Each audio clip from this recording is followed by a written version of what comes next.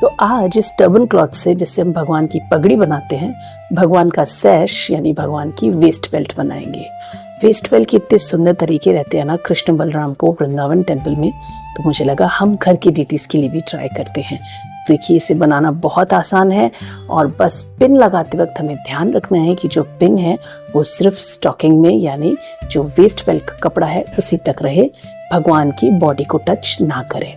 तो आप इस तरह से अपनी स्टॉकिंग से, अपने फैब्रिक से अलग अलग तरह के वेस्ट बेल्ट्स बनाइए और हमसे फोटो शेयर कीजिए। हरि बोल।